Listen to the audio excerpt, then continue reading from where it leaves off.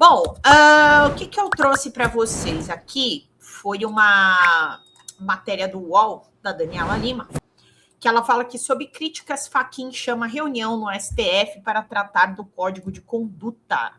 Então, a tal reunião que seria sobre o código, ela está aí para, né, está acontecendo, não sei se já foram todos convocados, mas ela vai acontecer no dia 2 de fevereiro, na verdade, acabei de ver aqui, com os 10 integrantes da corte. Então, o ambiente interno é de irresignação com a conduta do magistrado, que, na avaliação da maioria dos colegas, vem tentando empurrar goela abaixo um manual ainda desconhecido pelos ministros e cujo ideário tem servido para alimentar uma série de críticas ao Supremo.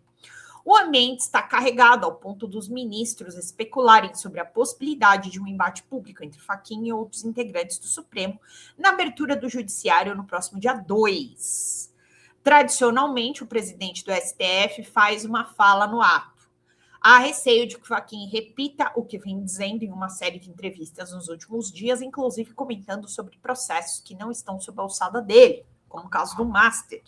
Fachin chegou a dizer que a tendência é que o processo que está nas mãos do Dias Toffoli desça para a primeira instância da Justiça Federal, saindo do Supremo. Com o gesto, acabou implodindo o trabalho de bastidor que, de fato, Toffoli determinasse a remessa do caso em instância inferior.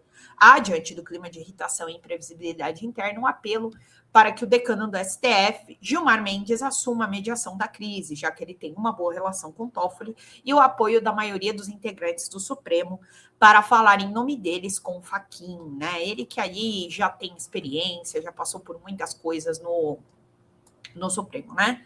Mas é interessante aqui a gente trazer o seguinte sobre o caso esse caso do Toffoli especificamente, né? Ontem vocês comentaram aqui, alguns me perguntaram o seguinte: mas já existe a lei orgânica da magistratura. E aí eu fui até entender um pouco mais que realmente, se essa lei ela é cumprida, ela é colocada como uma norma jurisprudencialmente, já há esse entendimento de que os ministros do Supremo eles precisam seguir essa diretriz da Lei Orgânica da Magistratura. Então, nesse caso, essa legislação ela já existe. Então, acaba me parecendo aí uma atitude um tanto quanto fora do tom, até, pelas coisas que vêm acontecendo. Porque se há um processo que gera uma polêmica, e como está acontecendo no caso Master, isso tem que ser analisado com cuidado e com peculiaridade. Como a gente já havia falado anteriormente, esse processo, devido à falta de materialidade contra o João Bacelar, que é o deputado federal do PL da Bahia, esse processo, automaticamente, pelo fato dele ser deputado, foi encaminhado ao STF, mas ele pode ir para uma das varas federais. Então, aí a coisa muda de figura. Então, é isso, na verdade, que tem uma grande tendência de acontecer, porque é o que está estabelecido e foi o que eles acabaram concluindo ali no inquérito da Polícia Federal, tá? Se foi para livrar o Toffoli, não foi para livrar o Toffoli, o que a gente tem que saber é que foi por conta deste deputado que a ação foi parar no STF. Então, isso é extremamente importante para a gente entender, por exemplo, se houver um declínio dessa competência e se for encaminhado para a instância inferior. Então, não é necessariamente porque o Toffoli vai mandar porque ele quer se livrar. Não, é porque realmente tinha essa competência exclusiva do STF por conta do Bacelar, esse deputado baiano, ser um deputado federal, e aí a Corte Superior é que tem que julgar os processos que o envolvam, tá? Então, ontem eu conversei bastante com a Luísa aqui, ela comentou sobre esse código, ele tem que sair, é importante que ele saia, mas O que eu quero deixar claro para vocês é de que já existe essa lei orgânica da magistratura. Ela já existe. Então, vou até trazer aqui para vocês verem um pouquinho, só para a gente ficar todo mundo na mesma página, né? Ela tem aqui, só para a gente, deixa eu colocar um pouquinho maior, para a gente ver junto. Então, tá aqui, né? A LOMAN e a Constituição, ela continua em vigor naquilo que não é contrário à Constituição. Então, o STF aplica a LOMAN para processar e julgar causas de sua competência, incluindo a execução dos seus acórdãos. A LOMAN estrutura o Poder Judiciário, o STF, os tribunais superiores, a Justiça Federal, Estadual e Eleitoral, tá? Então, aqui, ó, garantia de deveres dos magistrados, então, inamovibilidade e vitalicidade. O STF aplica os códigos da LOMAN, que asseguram que juízes não possam ser removidos ou promovidos sem o seu assentimento, protegendo a independência do judiciário, e a regulamentação pelo CNJ também, questões funcionais, afastamentos, então é pela LOMAN, né? E aí também você tem algumas limitações, né, dos familiares. Então, aqui eu vou colocar também essa parte. Então, impedimento direto da família no processo. Então, o magistrado é impedido de atuar em processos onde ele próprio, seu cônjuge ou parente... agora que eu vi que eu estava muito grande. O seu cônjuge ou parente até o 3º grau, filhos, for parte diretamente interessada, entendeu? Então, assim, os ministros, eles têm que se considerar impedidos, quando seus parentes, eles são ali parte interessados, são advogados direto do caso, eles têm que declinar, se considerar impedidos, suspeitos.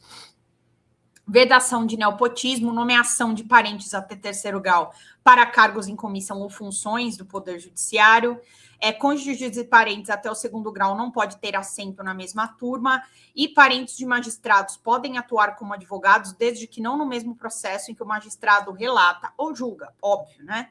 Em 2023, o STF rejeitou a ampliação automática do impedimento para todo o escritório onde um parente do magistrado trabalha, permitindo que juízes atuem em processos de clientes de parentes, desde que em casos diferentes. Então, isso daqui também, né, eu acho que tem que realmente dar uma cortada, né? Senão fica muito a Deus dará essa parte. O magistrado, ele tem o dever de declarar o seu impedimento, suspeição ou impedimento legal, assim que identificar a presença de parentes da causa. Então, tem aqui... ele pode declarar inexistência de relação familiar também, no caso de... no caso de ser acusado de alguma coisa.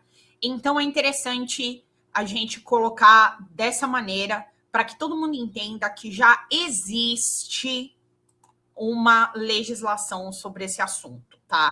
Que não é uma coisa jogada, que não é uma coisa... que está ali a Deus dará. Então, é muito importante que a gente tenha essa noção de que não é que a coisa está solta. Então, aqui também, o Supremo Tribunal Federal teve 7 votos a 4 para invalidar o trecho do Código do Processo Civil que estabelece uma regra para o impedimento de juízes em processo, tá? Então, com a decisão do STF, o juiz não está mais impedido de julgar em determinadas circunstâncias aqui, mas o que eles estão querendo dizer? Que essa lei da magistratura, ela vale para todo o sistema de magistrados, juízes e ministros que venham a julgar alguma causa em qualquer das instâncias no Brasil, então em qualquer dos tribunais federais, civil, criminal, primeira, segunda instância, tribunais superiores. Então, só para a gente ficar todo mundo aí na mesma página nessa história. Tá bom? Então, já tiveram algumas discussões nesse sentido, mas essa regulação, ela já existe. Então, o que acaba aparecendo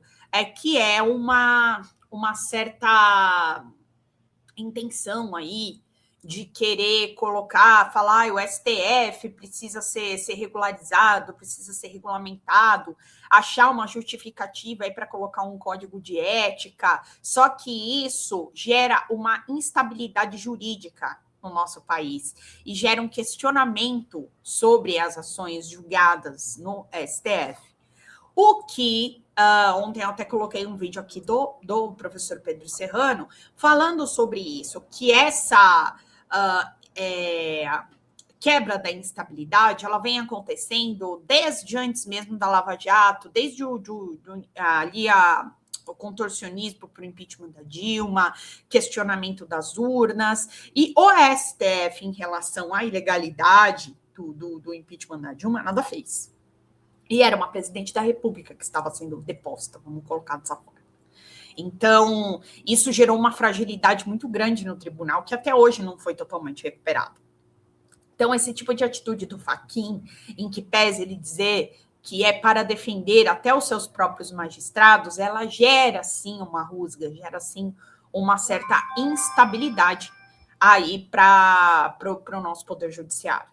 Tá? Então, é aquela coisa assim, que vai e volta. E é o que o Real está falando aqui, para o pessoal do fascismo, instabilidade jurídica é ótimo. E é por isso que a gente tem que ler esse tipo de notícia com muito cuidado, tá? E por isso que eu estou falando para vocês.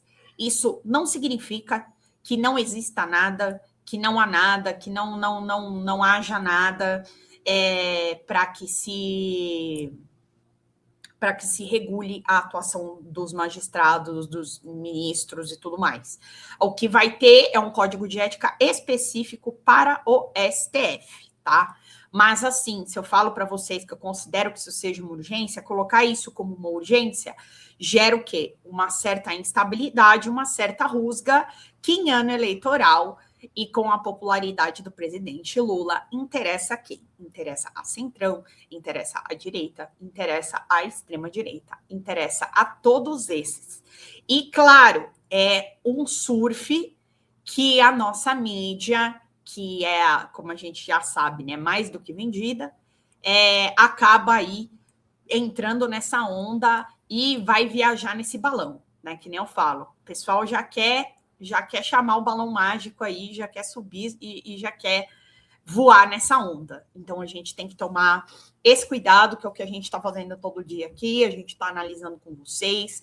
Eu tenho conversado com amigos meus advogados, eu tenho conversado com amigos jornalistas, eu tenho feito algumas apurações, tá, nesse sentido, para a gente entender o quanto é importante que as nossas instituições sejam fortes e, sim, quando necessário, que esses magistrados eles se considerem impedidos, caso eles tenham envolvimento em algum processo de extrema relevância aí, como foi o que aconteceu na questão do Master, só que não ficou comprovada nenhuma conexão, tanto do Alexandre de Moraes como do Toffoli, no caso especificamente no caso Master, ou alguma vantagem, alguma sentença favorável ao Daniel Vorcaro e aos seus sócios. E é isso que precisa ficar claro para a gente. Tem que ter algo a mais para a gente poder pedir o impedimento e uma suspeição de algum ministro do STF, tá? Precisa ter alguma coisa a mais aí corroborando para essa história. Tá? E não aí passeios com empresários que podem ser considerados amorais, mas não necessariamente ilegais, tá bom? Então é isso que eu queria trazer para vocês. Fala galera da Folha TV, não se esquece de se inscrever aqui no nosso canal para assistir programas como Folha Notícias Manhã, Folha Notícias Noite, o nosso Folha Entrevista e o nosso Barzinho das Meninas. Muitas coisas bacanas a gente acompanha por aqui e a gente precisa muito, muito do apoio de vocês para nosso trabalho jornalístico, investigativo, de curadoria de conteúdo, com vocês ajudando no nosso Pix, folhademocrata@gmail.com, ou mandando superchats, valeu demais, e os recursos financeiros, tornando-se membro do nosso canal, no nosso curso de jornalismo básico, para você ficar muito bem informado a respeito de tudo. Queridos e queridas, muito obrigado pela presença de todos vocês. Vida longa e próspera. Cuidem-se, cuidem dos seus e não esquece de se inscrever aqui na Folha TV. Até mais!